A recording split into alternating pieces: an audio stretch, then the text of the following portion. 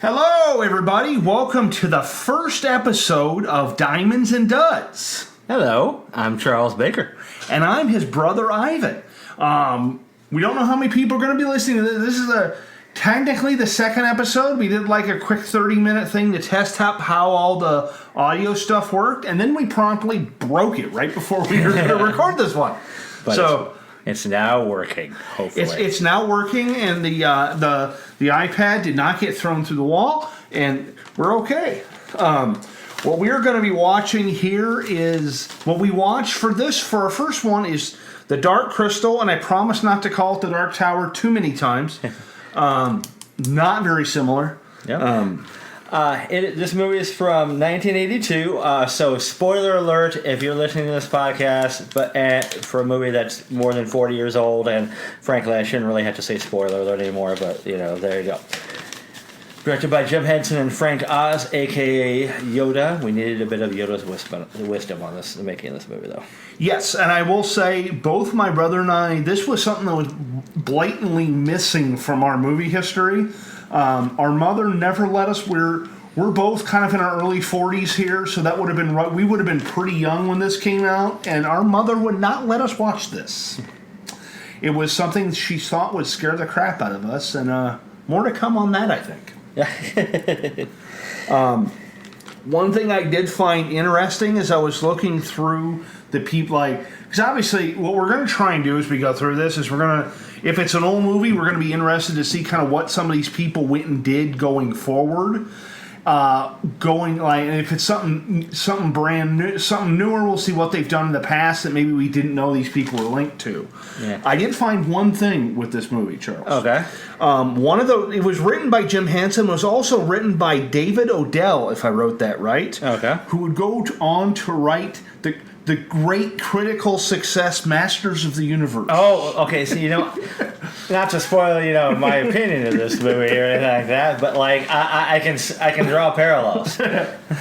Yes. Yeah. So and then I noticed just when looking through IMDb, just for somebody's name that I'll call out in a few minutes, that a lot of the performers, I think, people actually published, were actors in one of my favorite movies growing up, Time Bandits. So a lot of the gang is listed. Not the ringleader who was. The actor was notoriously the actor was notoriously a little full of himself. But a lot of the other guys were performers. Very cool. Yeah, and it's something that we'll give our overall impressions for. We haven't really talked to each other too much yet about it. We'll see. I'm starting to get a general feel, I think, from how Charles might feel about this a little bit. Movie starts with a voiceover, a really deep. Do we want to give a synopsis? Oh yeah, I'm sorry. Quick synopsis: we have two Gelflings embark on a journey in search of the missing shard of an all-powerful crystal that can save their world from evil. I have some opinions on this quest for evil. I'm just going to throw this out now. Up until about the last little part of the movie, I was kind of rooting for, how do you pronounce them? The Skeksis was one of them, right? I was kind of rooting for the Skeksis. Yeah. I felt like I shouldn't have been rooting for the Skeksis, but we'll get more to that here in a second. And right away, there's a really extended narration, and that's who I'm calling out. I'm calling out the narrator of this, Joseph O'Connor. He died 23 years ago, but may rest in peace. But this is not the greatest work of narration, in my opinion. It was just the first thing that came to my mind is the classic 90s comedy Wayne's World. I don't know if it was Wayne's World 1 or Wayne's World 2. It might have been 2, but where he goes to stop at the gas station, and the actor at the gas station is really bad, and Mike Myers is like, come on, guys, we can do better than this, and they get Charlton Heston, to perform the part. That's kind of what I was thinking. Okay, guys, we can do better than this. This narration's awful. See, and where I was at is at the beginning narration part. It felt like the people that wrote the narration didn't sync up with the people that did the video. Because the narration was done, and then they just, I forget what they were filming, but they just sort of sat on the desert for a good 30 to 45 seconds, which it didn't ruin anything, but I just thought was awful bizarre. Yeah, and in the beginning, why is there only one out of it with every? Why is there only 10 of every species?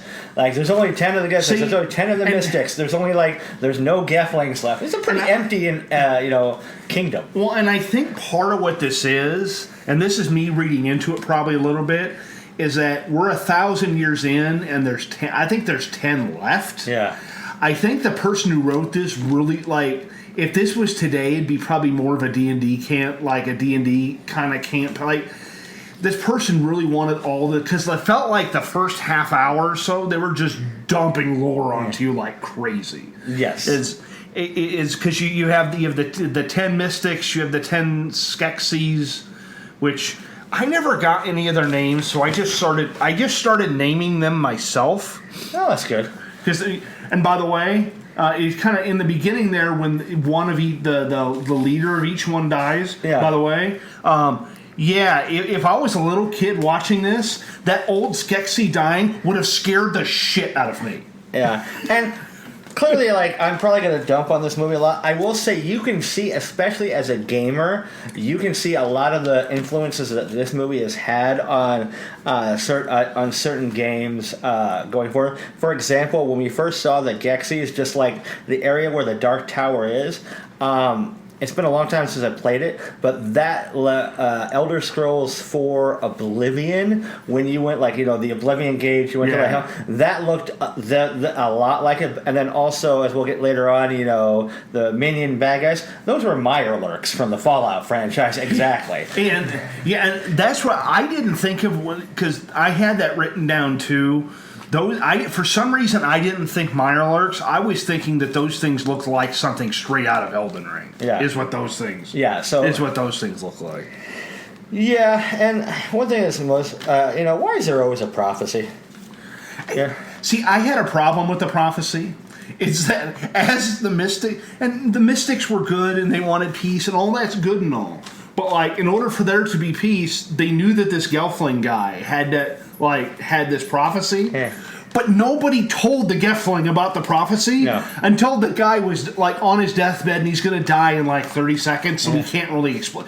Shouldn't this have been something where they had been preparing him for, You know what I also had a problem with? That, I never thought I would have I never thought I'd encounter this before. A sentence I never thought I'd ever have to say. Why is there so much puppet nudity in this movie?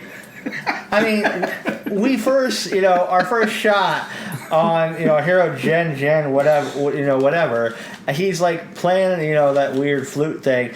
Now, it may be his clothing, but he looks really naked. He looks naked from playing this. I'm like, why is it? And that's not even the only example of puppet nudity in this movie. No, and I know, and part of it I'm going to give it a pass, but the gem, that initial thing looked like a Barbie. A little bit, yeah. I couldn't tell, and part of this is good. I couldn't tell if it was somebody inside it or not. I think at times it was. I think, and so I think, and one thing I will say, because I know we're kind of dumping on this a little bit, I will say is that the puppets and the special effects on this would almost hold up today for some of the. It probably be CGI'd, a little bit maybe here and there, but the puppet stuff completely holds up. And part of it, I think, this truthfully, Charles, is that we just didn't grow up with this movie. Yeah. I will say, and again, another thing I never I watched a lot of Muppets and just different other puppet type stuff. How is it possible for a puppet to be bad at acting? And I'm talking about all the puppets of this, some of the other characters, but Jen, he may be an inanimate puppet, but he does not do a good job delivering a lot of his lines. And he's also kind of an idiot. I had a problem, and part of this may have been that this was 40 years ago, and the males are supposed to be the prophecy people. Yeah. The whole prophecy was written saying that there was one Gelfling left, and granted, by the end of it, there was technically one Gelfling left. Yeah. But why couldn't that one Gelfling have been her? Yeah, was it Kira? She's way smarter. Yeah, she has her crap together way well. And apparently, she can fly. Yeah. And so they give him his his little quest, and he goes off. He doesn't really know what he's supposed to do other than go to the Aughra and hey, she's gonna he should give you the shard. But again, he really doesn't have much to go on whatsoever. No, it's like, hey, yeah, go and it seems like the mystic guy knew who he was supposed to go to, but he gave him some riddle for no day. Yeah. And then with the the bad guys, the what do you call them, the Kashankis? I think they're called Skeksis. Skeksis. Yeah. So their visual look, definitely scary for kids and whatnot. I described the visual look as, remember the movie The Land Before Time? Yes. So you take the Flying Petrie, okay? Flying Petrie has a love child with Spike, and then their kids become meth heads. That's how I describe their look. Is the meth loving children of Spike and Petrie. Yeah, and initially, and the one thing, because what is it? We go into, the Skeksis are choosing their new leader. Yep. And they pull out those swords, which I thought initially looked scarily like, what was Worf's thing in the Next Generation? The Bat'leth, yeah. They kind of look like Bat'leths. I think that's maybe where they took some, ideas from. And I'm like, oh, we're going to get a sword fight. Then I'm like, how are they going to have puppets sword fight? And they had them hit a rock. And that's where I started naming them. I named the one Red because he had red clothes on initially. And then the other one I named Gray. And Gray's name changed to Emperor. I'm sure they mentioned it, but I couldn't get anybody's name because I was too dumb. But then the other thing I thought was pretty disturbing in this movie is that when Red lost, they didn't script him naked. Yep, so that's I don't know. Second naked puppet moment of the day. I mean, there's only at this point 9 of them left. Yeah. They're I wrote this. I put these guys really don't seem to have their shit together. No, and it's they have 9 of them left. No, and there's hey, who wants to be emperor? And he's no one was saying anything, so he's I'll be emperor. And then he's the other guy's no, I won't, and I win, and yeah, and so we got a new emperor. They kick out, Captain, Useless, who will now be following. He'll be following along the rest of the movie, doing not a whole lot of anything. When we go back to Jan, he's kind of getting close to Aughra. He said something really the only good line I have from him in the movie that really I think speaks to me is when he says, "This place is weird." Yes, I agree. This place is very weird. I did what was it, Aughra? I did like Aughra as a character. I thought the thing with the eye was pretty cool. I think the thing where she was kind of temperamental and I think she's kind of pissed off that it took the Mystics this goddamn long to do the prophecy, because I think she's hey, it felt like she's why did it take so damn? It's we're almost out of time here. Yeah. Why couldn't we have done this 500 years ago? Kind of thing. Yeah, I did find one unnecessary. This is a reoccurring theme. Why, when we first met Aughra, and this might have been when she first went to the show, her place where, why did we have to clearly see Aughra's nipples through her clothes? I mean, it was clear as day. This is what the hell, Jim Henson? What kind of drugs were you on? And were you on when you made this movie? Why do I have to see the outline of Aughra's nipples? I mean, the rest of Aughra is cool. I love the eyeball thing. Would have freaked the hell out of me as a kid, but Luckily, I don't know where my mindset was at, but I didn't notice the. I didn't notice the Aughra nipples. So. Yeah. At that point, I'd seen 2 naked puppets already, and I was always this is weird. And then boom! Oh, damn it! Then the Mirelurks attack, and Aughra's place goes boom. Yeah, and I thought that fight scene was about as good as you could do for, say, 82 / everything in there was puppets. I thought that was pretty well done. Yeah. For what it was, and so I thought that was good. I think from a logical sense, also the whole thing where Aughra had a big bag of, what do you call it, shards. Yeah. Because thinking it through logically, she would have no reason to know what shard was what. Well, what shard was what. Yeah. Yeah. Yeah. So what I felt was kind of like that I did like, was Albert showing off, the technology, the twirly, future. I thought some of the story building, was actually designing the world was actually pretty well. I'm not some of those contraptions, some of the visuals, the writing. A lot of times not as much.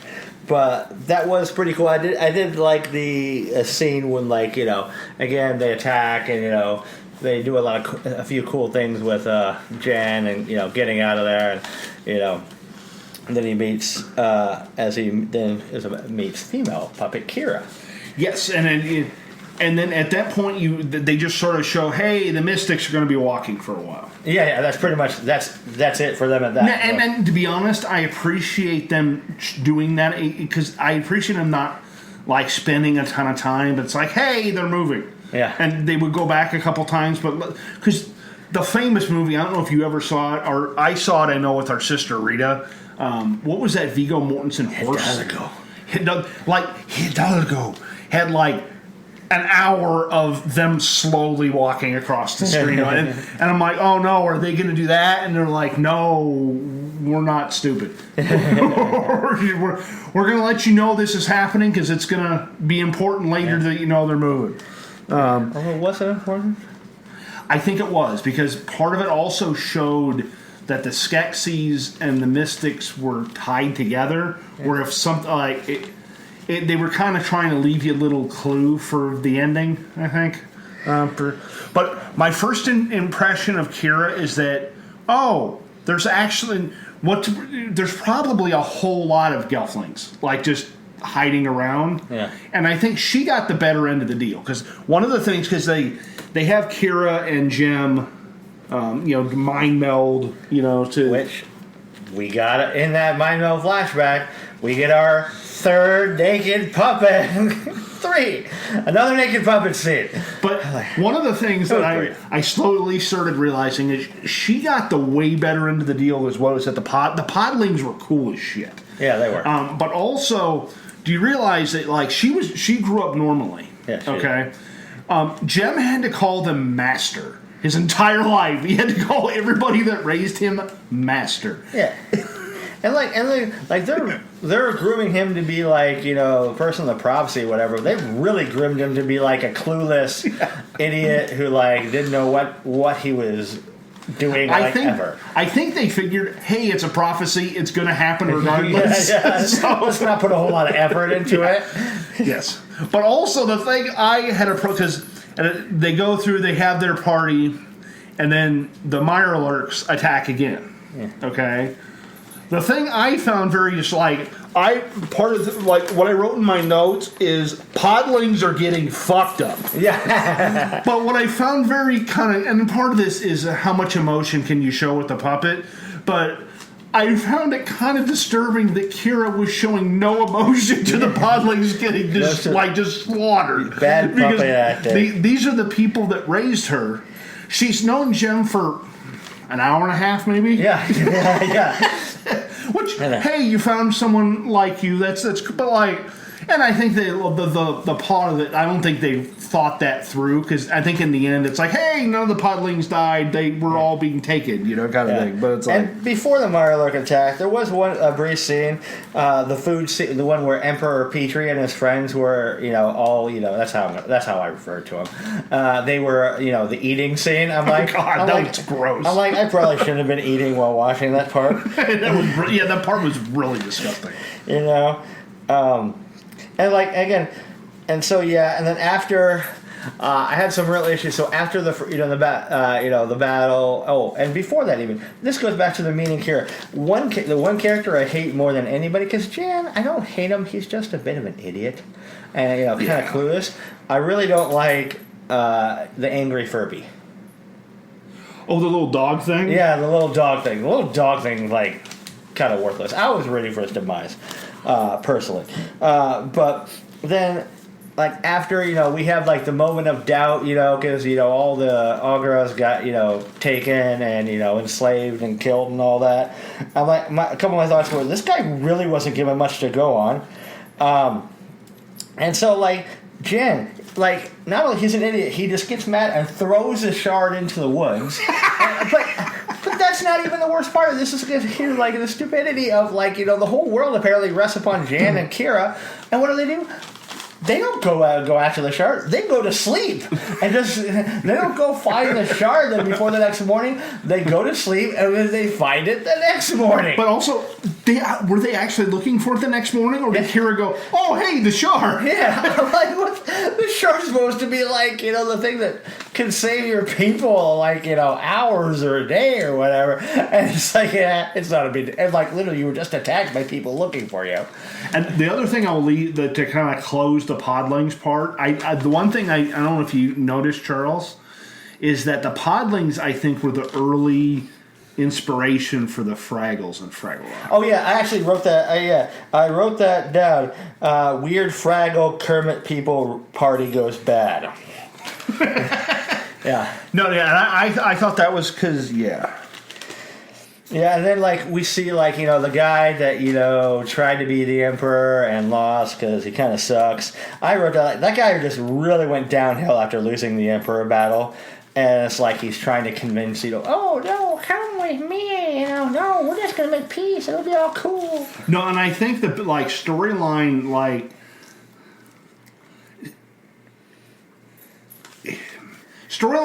I think it would have been better like for him to have like a better close to that. Yeah. Like, I don't know, like to have him want to help them or up. I don't know if they actually needed that. It seemed odd that it was thrown in there, and then what happened to him? Because I was calling him Red, and then suddenly he had non-red clothes on, so I just lost track of him completely. Yeah. Oh, he ended up, he was there. Was he the one who did the essence and got thrown into the middle? No. He was the one that then he found him again in the cave, and like he's the one that like knocked the rocks and like buried Jan. Took the girl and said, "Hey, I'm cool. Look, I brought a kill." Okay, like, that's right. Okay. And the Emperor Peter's like, "All right, you're back. You're cool." But what that does lead into is right after the scene where he fails at trying to convince them to just play nice, we have, again, a sentence I never expected to say. Now we have the Muppet on Muppet torture scene. This also, I wrote down that this was the second spot that if I had watched this as a child, would have scared the bejesus out of me. Yeah, it's like the Muppets like life essence that gets sucked out of like, oh.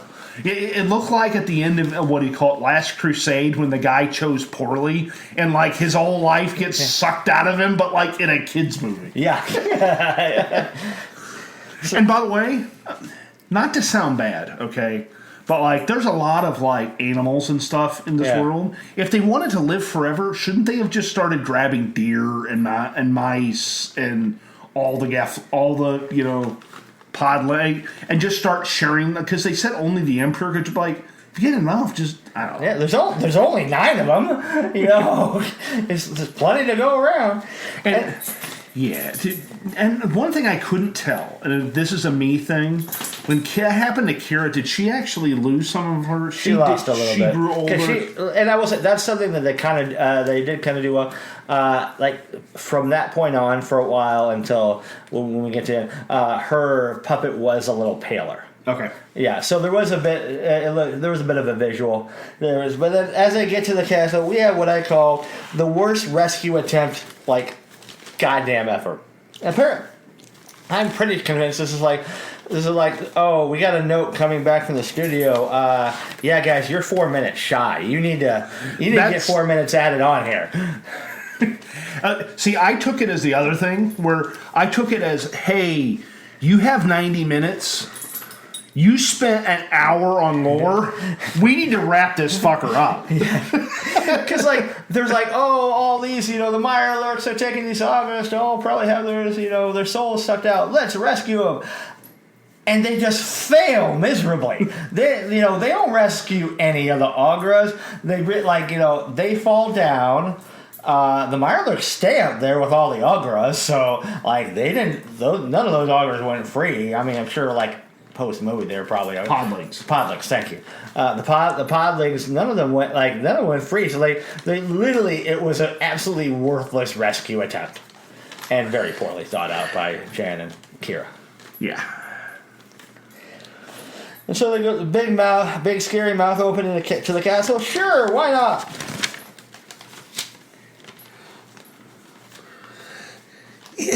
And as I was looking at the one thing that did legitimately shock me was when they threw that little dog thing into the fucking lava. Like, I didn't cheer. I was like, oh. Oh, I cheered. Please note, I am not. I love animals and movies and whatnot, but I hated this character. I called him either Angry Furby. I also called him the Angry Tribble because he looked a little bit like a Tribble from Star Trek. It really did not have a point because usually like that furry, fluffy comic relief friend.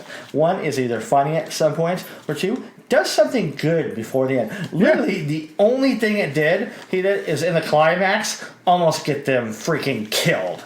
That's the only thing he did. He did nothing else positive. Well, he's really, and the other thing is that that character is extremely loud. Also, when they were, and granted, I'm backtracking here, but like that point where they were going back in, like where they were crawling through that cave that everybody kind of knew they were in. But like that thing's barking and like making all this damn noise. Yep. So like so when that cave, the guy who lost the Emperor, he tried to say, hey, side with me again. They're like, no, and so he buries Jan under a whole bunch of rocks and takes care to have her soul sucked out, which.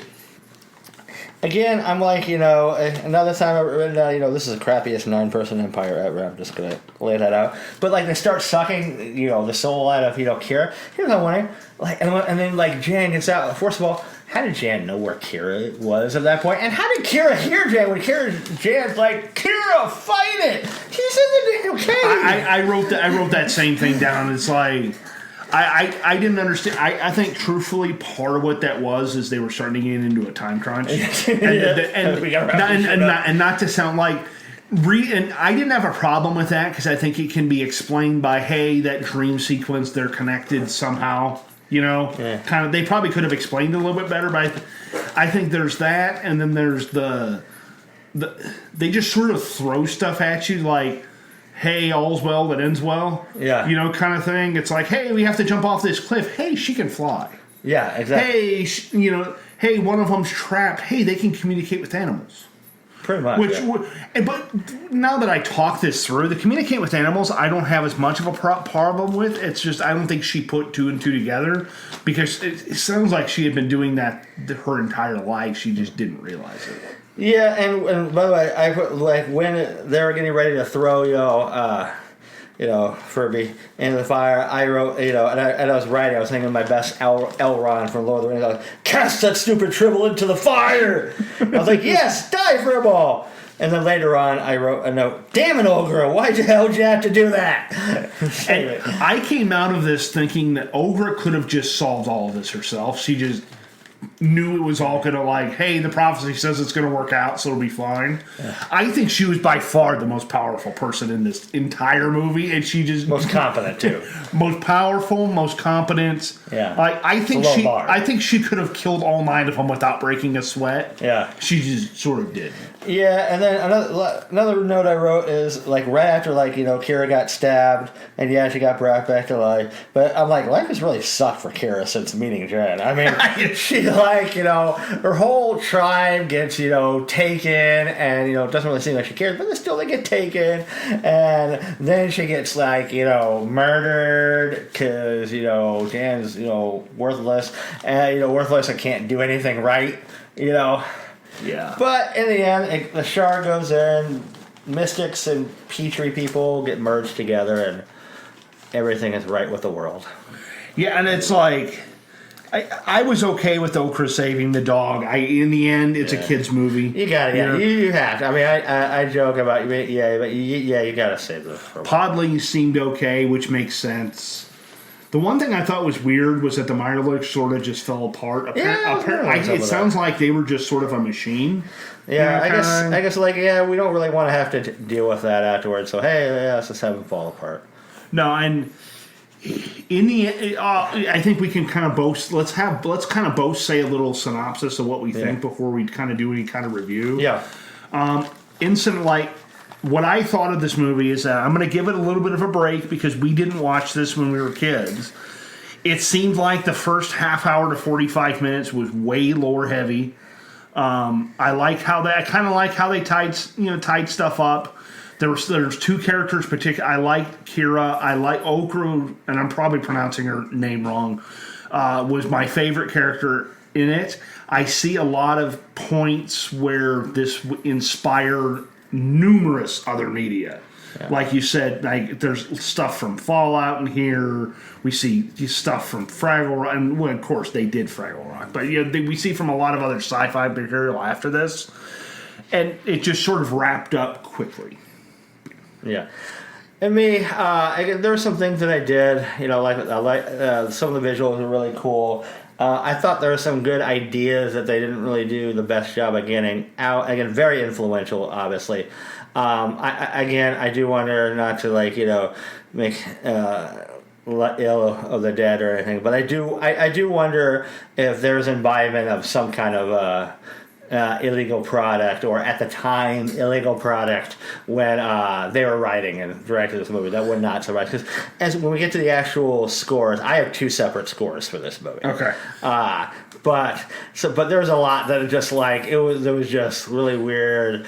Out there for me, just like some of the delivery of some of the lines, and some of the writing, and just the general incompetence of some of these characters. And even I didn't mention this in the beginning because I forgot, but like there was no, usually like in a movie, especially like fantasy sci-fi, you see a lot when they're gonna go, you see some kind of small scene or two of the characters establishing their lives, like before they go on the quest. Lord of the Rings, you get like the party and whatnot. There's plenty of other stuff. It serves a big, even if it's something basic like, hey, you see them, you see, because you want to care for them later. Yeah, you get nothing in this. It's just straight to boom. Get out of here. You're going on the quest. So. And I will say, I think they were given a lot of rope with this, because one of the other things I forgot to mention in the beginning is I was looking up, because I noticed that I want to say one of them had been nominated, had won a couple Emmys. Yeah. And so I was curious when that was. Apparently, the original Muppet Show, Charles, won some Emmys in the early 80s. Oh, okay. And I think, given the fact that the Muppet Show won and was nominated for some it was not with the same stuff that like SNL and like The Daily Show and stuff are nominated for now. And so my guess is that they were given a little bit of a rope based on, hey, you some credit. And in the end, I think to kind of describe our rating system, and step in here, Charles, too. Well, we think it is rated a diamond or a dud, and then we're going to rate it 1 to 5. And from a diamond standpoint, 5 means, hey, this is one of the best movies ever made. 1, it's like, hey, it's a good movie, but I might keep it on if it's there. From a dud standpoint, I think we kind of been thinking through the best way we want. Also 1 to 5. I think 5 is one of those ones where it's so bad it's amazing, kind of thing. It's like, it's a train wreck, but in the best way, not intentional, And then 1's like, hey, this is bad, but I don't really want to watch it again. Yeah. Does that make sense? Yeah, that's exactly what I was thinking on a rating scale. So is it a diamond or a dud for you? For me, it's going to be a dud. Yeah. And part of this, I'm sure, from people that are listening, I'm sure part of this is that we just didn't grow up with it. Yeah. I think there's a lot of stuff there, but for me, it's a dud. Yeah. What score? I'd probably put it as a dud as a 2. If Yeah. it were on again, I'd be interested to watch it again now that I kind of know how stuff goes, to see if there's little stuff they put in there that I didn't notice given I was watching it for the first time, which wouldn't surprise me, but yeah. Yeah, so no, I also feel it's a dud, and it was pretty much right on there, 2 to 2.5 for that. You know, it goes. There are some kind of WTF things that first time like I wouldn't want to watch it again. But first time through, just some things that had me shaking my head that made it enjoyable. Now, as far as for the second rating, neither one of us, take part in any recreational drugs or kinds. But if if you are someone that does, utilize recreational drugs, whether they're ones that are legal or not so legal, then that would, on the rating scale, it would probably be a diamond of 4. It would probably be a diamond of 4, because I think if you're cognitively impaired and enjoying a night, then it's probably a completely different movie experience. Oh, yes. Yeah, you're getting into this. Like, for example, like me, if I don't drink anymore, but if I was drunk, then it would probably be a completely different viewing experience for me. So, like, if you're somehow cognitively impaired, you're probably going to enjoy it a lot more. Yes. Or you're going to be freaked the hell out. I think you start out in little A and then you end up in B. Yeah. And then I don't know where the puppet nudity goes into that, but Yeah, I probably don't want to know. no. Yeah. So I want to thank everybody for listening. Yeah. This is Ivan and Charles. This is our first podcast, Diamond and Duds, a sci-fi review. Yeah. And stay tuned. On our next episode, we're going to be, and again, just know it's mostly going to be sci-fi, but as you can see with this one, we are going to be stretching the boundaries. That's not always going to be sci-fi. But stay tuned for our next episode, in which we are going to watch and review Cocaine Bear. And one of the things we want to try and do, now we're recording this kind of at the end of September of 2024. What we're also going to try and do for our next episode, since this is our first one, both this one and the next one are currently available on Peacock, no ad or anything like that. But in case you're looking to watch it, that's where we found it. Yep. All right. Thank you, everybody, and have a great one. Adios.